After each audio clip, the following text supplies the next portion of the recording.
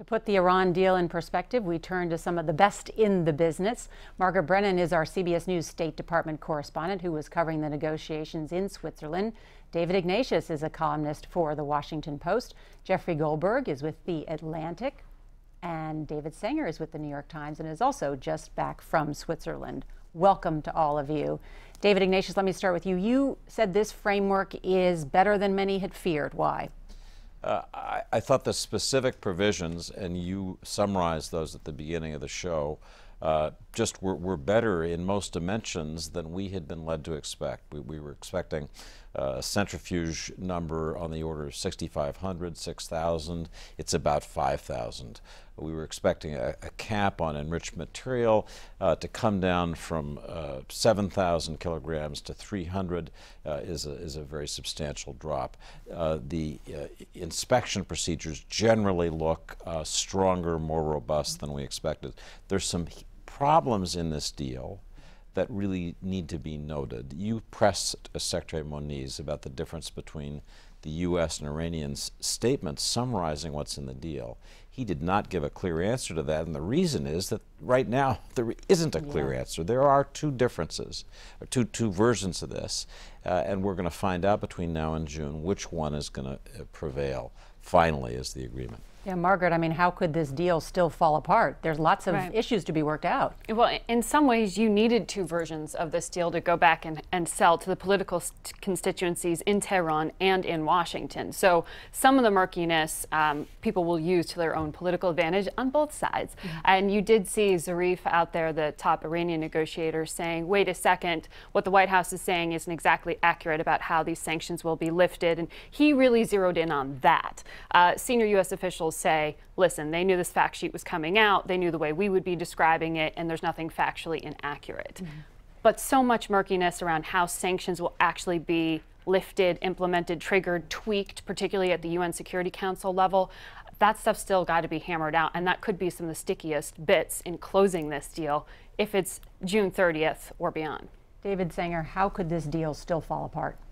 Well, a few things, and Margaret got at one of them, the sanctions. As we were covering it, you know, the sanctions were one of those issues that Secretary Kerry just could not come to agreement with Mr. Zarif on. I think a second one is on inspections. That's a big issue. You pressed it with Secretary Moniz. They have set up a somewhat murky system for what happens if the United States says, we think there's a covert plant, the Iranians say there isn't, and then there's going to be some way of adjudicating this. We're not sure what that is. We're not sure if the inspectors can get on military sites. I mean, that's the question. I mean, everyone says, how can we trust Iran? And the president, in his statement, said, we don't need to trust Iran because we'll have unprecedented access, Jeffrey. Yeah, but that's one of the core issues, which is we're not getting access to some of the military sites, Parchin, which is where they've been doing apparently some of the research on nuclear weapons development. But the broader question is that we don't understand yet. The way I think of it is, if this is known as a framework agreement, I would emphasize the word framework rather than agreement, because we don't know what's inside this, because they don't know what's inside this. So we don't know if inspectors are going to be allowed to make surprise inspections. We don't know if all facilities are going to be open. If suddenly they discover another facility, are they going to be allowed to go into this? There are a million questions about this. And to answer the question to David, there are a dozen ways this can fall apart. One of the chief criticisms of this deal, you heard it from Prime Minister Benjamin Netanyahu again this morning, is that it doesn't dismantle any facility. The infrastructure is still in place, so you allow Iran to be a threshold state. I mean, is that a legitimate criticism? There is certainly something to it, and I would say that one of the hardest concessions that the administration had to go make was allowing that there would still be 1,000 centrifuges in this deep underground site at Fordo that can only be reached by one bunker buster bomb the U.S. has. The Israelis have no way into it. That was very tough because when President Obama first revealed the existence of this site in 2009, he said it had to be dismantled, everything had to come out. Secretary Moniz would argue, look, we're letting them have the face-saving element of keeping this open, but there'll be no fissile material in there, nothing to make a bomb with. And so his judgment as a nuclear scientist is much better to let them have the face-saving part, but not have the material. The optics of it are pretty bad. They allow the Prime Minister to say just what he said. But Fordo is actually, it doesn't seem to me to be the most important issue in that basket of issues. The more important issue is the R&D issue, the research and development. I mean, what this agreement will allow the Iranians to do is maintain a vast infrastructure to do research and development in enrichment and in other aspects of their nuclear program. So everything remains in place. There will be inspectors apparently watching most of these things, so we will know in most cases if something's going awry, but the infrastructure remains.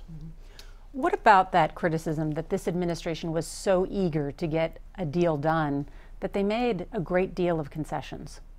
Well, I think one of these principles here, this idea that you're not destroying, but rather you're limiting Iran's program, is going to be a concession in some way that is going to be the hardest for the administration to sell on the Hill. It is very hard to explain, as Secretary Muniz tried to, that we can go all along the production line and limit mines and mills and how you take uranium out of the ground and what you do with it. Adding up that formula to explain that we've got this under control is really hard. And allowing the Iranians to go home and say they're not dismantling anything when it comes to their infrastructure is essentially what the premise of this whole thing is. Diplomacy is win-win. You can't have one victor truly. You can say we can limit this, we can do that, but that's what's going to be so hard politically to sell. Not only sell to Congress, but to sell to the Gulf states. Right. And I thought, David Ignatius, very interesting that the president mentioned that he had called the King of Saudi Arabia before he called Israeli Prime Minister Netanyahu. He has invited all of the Gulf states to Camp David, something that will likely happen in May. What's their chief concern? The biggest danger under this deal is that the Gulf states will say, okay, this is the deal you made with Iran. We want the same terms. In other words, we will enter into a period of nuclear proliferation in which Saudi Arabia, Egypt, the UAE, Turkey, all essentially say, we want to be threshold nuclear states too, just like Iran. And that's a world with so much enriched uranium, so many ways that material could get to a nuclear device or bomb. That's a much more dangerous world. To me, the most interesting thing that Lindsey Graham said was, this is the best deal President Obama could have negotiated. That's a weird sort of backhand compliment, I guess. But he said, I'm prepared to give him the necessary 3 months to get this deal done.